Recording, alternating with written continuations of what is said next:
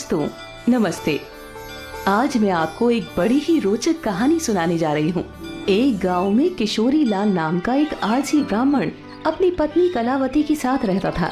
किशोरी लाल आलसी तो था ही, पर वो भगवान शंकर का परम भक्त भी था।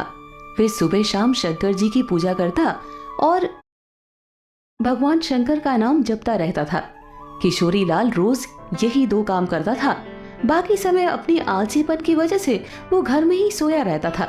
इसी वजह से किशोरी लाल और उसकी पत्नी के बीच आए दिन अनबन होती रहती थी।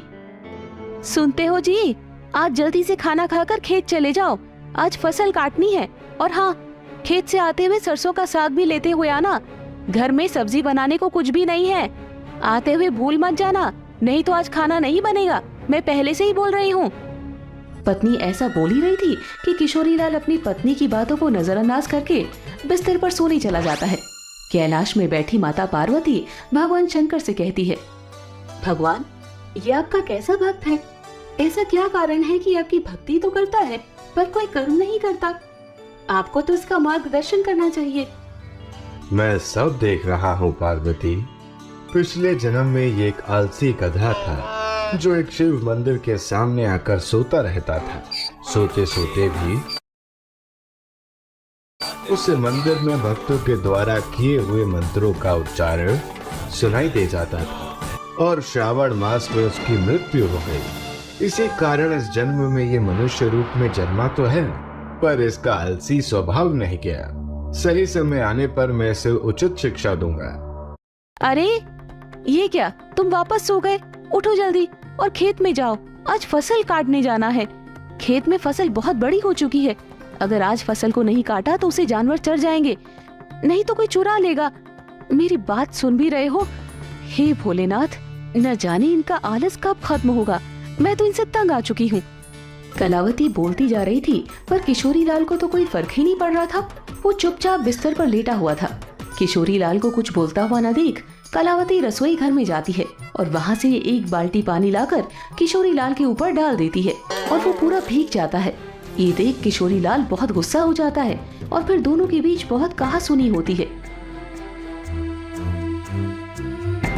फिर वो गुस्से में घर से निकलकर भोलेनाथ के मंदिर की ओर चला जाता है।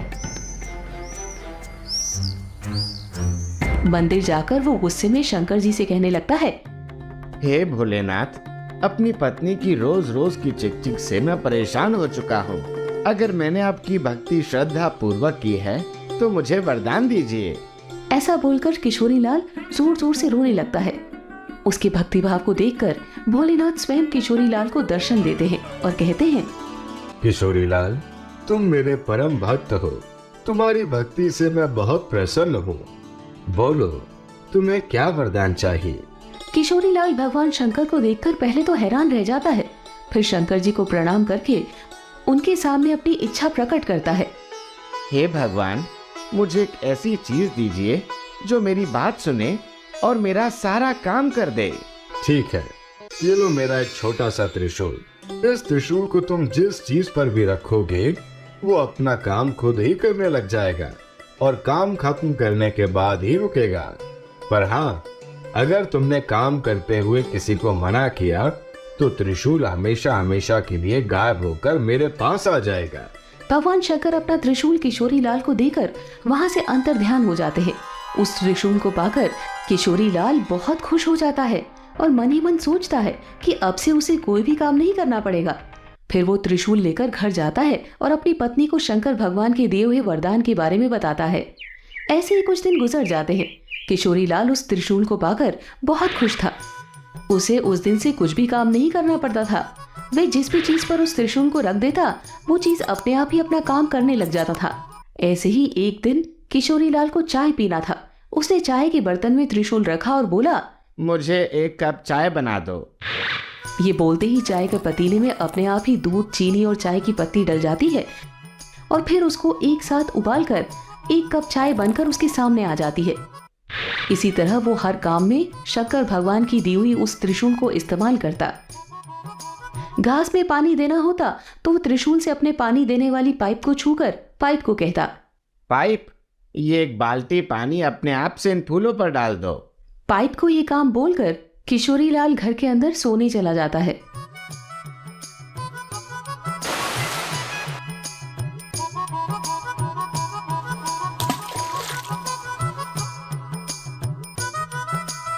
और उसके सोते ही लाइट चली जाती है। लाइट चले जाने के कारण पंखा बंद हो जाता है, पर किशोरीलाल बिना चिंता करते हुए वो अपने हाथ पंखे को कहता है, पंखा, मुझे गर्मी लग रही है। जब तक लाइट ना आए तुम मुझे इस पंखे से हवा करो। किशोरीलाल के कहे अनुसार हाथ पंखा बिना देर किए हवा करने लग जाता है और जैसे ही लाइट आती है तो हाथ पंखा बंद हो जाता है। इस तरह वो अपने हाथ से बिना कुछ काम किए बड़ी आसानी से सारे काम को कर लेता है। फिर एक दिन किशोरीलाल को भूख लगी और अच्छे अच्छे पकवान खाने का मन किया तो खाना खाने बैठा। किशोरीलाल मन में ही बोलने लगा, कैसा होता अगर खाना भी अपने आप ही मुंह में आ जाए, मुझे हाथ का भी इस्तेमाल ना करना पड़े और मैं आसानी से खाना भी खा लूंगा। ये सोचकर वो खाली प्लेट पर त्रिशूल रखकर बोला, अच्छे अच्छे पकवान मेरे मुंह में अपने आप आ जाओ। ऐसा कहते ही प्लेट से तरह तरह के पकवान निकलकर किशोरीलाल के मुंह में जाने लगे।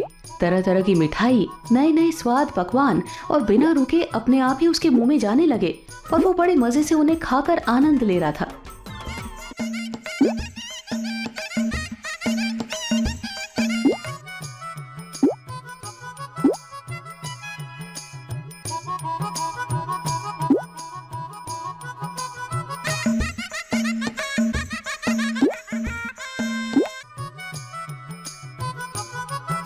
पर ये मजाक कुछ देर तक का ही था।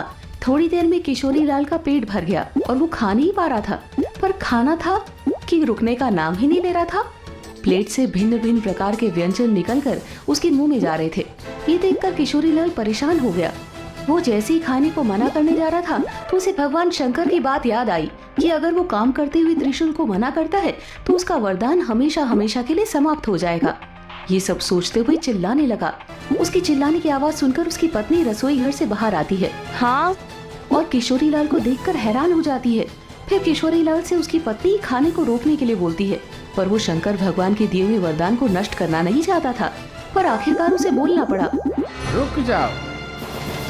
खाना आना तो रुक गया, पर उसके साथ शंकर भगवान की दी हुई वो त्रिशूल भी गायब हो गई। किशोरीलाल त्रिशूल को अपने पास ना देखकर बहुत दुखी हुआ, पर अब वो कुछ भी नहीं कर सकता था। शंकर भगवान का दिया हुआ वरदान को उसने खुद ही समाप्त कर दिया था। अब तक किशोरीलाल ने त्रिशूल को जो भी काम दिया था उन सबको काम खत्म कब करना है ये भी अनजाने में ही सही बोल दिया था। मुझे एक कप चाय बना दो।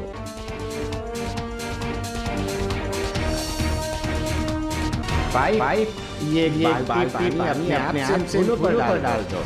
पर खाना खाते समय कब रोकना है ये नहीं बोला था, जिस कारण खाना बिना रुके उसके मुंह तक आता ही जा रहा था। हे महादेव, मैं समझ गया कि आपने मुझे ऐसा वरदान मुझे सबक सिखाने के लिए दिया था। मैं कितना बेवकूफ था जो आलस के कारण हर छोटे से छोटे काम को टाल दिया करता था। आपने मुझे सिखा दिया है कि छोटे छोटे काम के लिए किसी दूसरे पर निर्भर रहने से कितनी बड़ी मुसीबत आ सकती है। उस दिन के बाद से उसने आलस करना छोड़ दिया और वो रोज खेत जाने लगता है और अपना काम खुद करने लगता है। इस तरह उसका जीवन खुशहाल हो गया। दोस्तों, आपको ये कहानी कैसी लगी कमेंट करके जरूर बताएं। ऐसी और कहानी सुनने के लिए इसे लाइक और शेयर जरूर करें।